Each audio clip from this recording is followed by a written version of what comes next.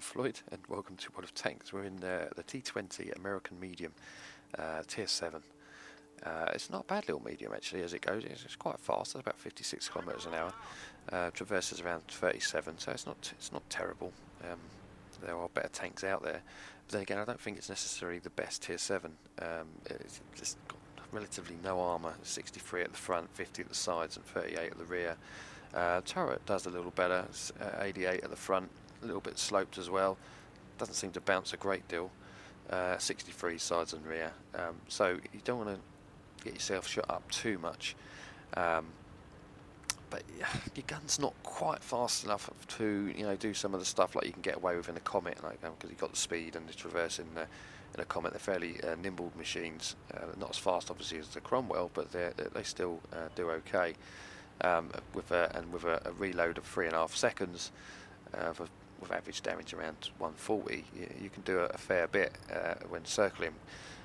With this, it's a little trickier to do. I mean, you've got an 8-second reload. Right, you do a lot more damage. The other damage is around about the average 240, something like that. You obviously get higher and lower than that, but you can do at least 240 with a half decent shot. There we go. We've got one in for 263. But then you've got to wait 8 seconds before you can do it again. Damage over a minute, the Cromwell will beat it with its average damage of around 140 every 3.5 seconds. Over a minute, you're going to get a lot more shots in potentially, and you can potentially do a lot more damage. Now, I've just shot and killed their VK. Put one in the side of the SU. Make a rather silly mistake here. I go for a kill, knowing full well there's an issue in front of me, and just took out my I think he just took out my radio operator. Don't really have much use for him at the moment, so we thought about that. We're going to put a building between him and us.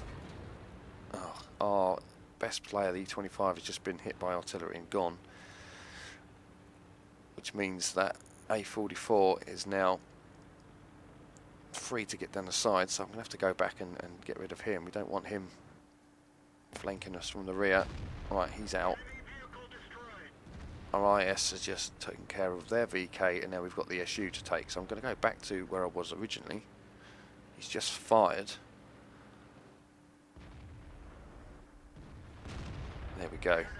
He did do a little bit of damage to our ISU. Now, most of the team, or most of their team, seems to be over with most of our team. There was only a few of us that came over here, and I don't think there was too many of them.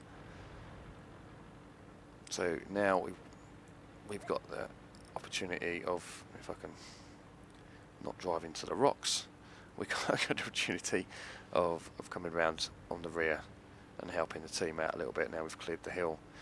There's only 4 of them left. They're all over there. Oh, actually, the Cromwell's not been spotted. Oh, yeah, there he is. So, yeah, we've got a clear run. Their KV is over at their cap. I don't think he's going to be able to spot us from here. I don't have spotting on this tank yet. As I say, it's a relatively new crew. I mean, they are 100%, but I think he's only, the commander's got to be about 80% or 80-odd% through his 6th sense. So that's not in use at the moment. So we're going to get up. I think the first target will be the 150. Once we get through him, if he's still alive, we can move on to the IS. Oh, the 150 has just taken out our BDR.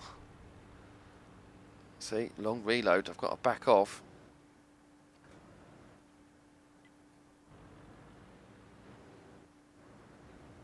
But we will see his tracks before his turret sees us. Let's get ready. There we go. Oh, and they've killed the IS, so it's just a Cromwell left.